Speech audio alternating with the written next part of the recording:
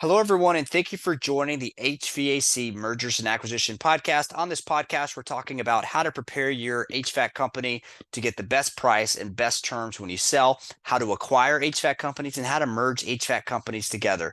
And we'll have different guests on the podcast occasionally, but we're going to try to keep these episodes fairly short because we know how busy your lives could be, and but we want to make sure they're packed with great content as well. So today and I'm looking at my notes here. We're going to talk about when should you prepare your business to sell, right? So this comes up a lot. When should you start preparing, right? Think about it. When should you start preparing? You should start repairing from the very beginning. You should have an exit plan from the very beginning. We never think about that, right? So you think about why you started your business and when you started your business, whether that was a few years ago or decades ago, right? A lot of times business owners don't think about what does that exit look like.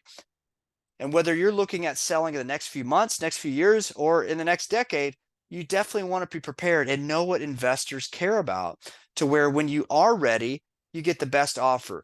Because when a buyer looks at your business or an investor looks at your business, and by the way, this is not investment advice, tax advice. These are my personal opinions based on my experience that I'm sharing with you. And so when investors and buyers are looking at your company, they want to see a track record, right? Just like any decision, you want to see a consistent track record, and they're gonna look at what have they been doing over the past, how long have they had service contracts, how long has that particular finance person been working in your company, and how long have the financials been in order, what are the historic financials, what's been that consistent profit level, what's the team look like over the past few years.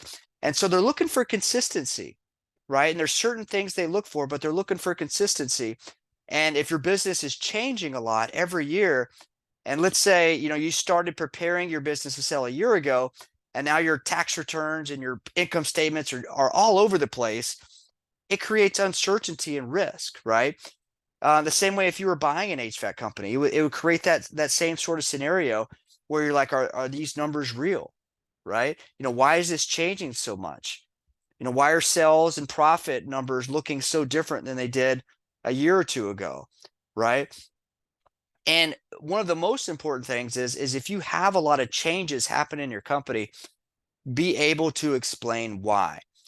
Because if there's gaps and changes happening in your company and you can't give a clear explanation why, that buyer's probably going to end up passing on your company. Because these investors, a lot of times, these are very smart people, right? They see companies all the time. It's something that they do all the time. And so when they look at your business, they're going to start seeing things right away that's going to paint a picture of the company they're looking at buying. So start from the very beginning, know what investors are looking for right from the beginning, be asking those questions, having those conversations to where when you are ready, whether that's here in the next few months or the next few years, that you truly are ready to get the best price and terms for your company. So hopefully you found that helpful. So if somebody reaches out to you to buy your business, don't hesitate to have a conversation with them, because you may get some insight in your business that will help you be even more prepared in the future.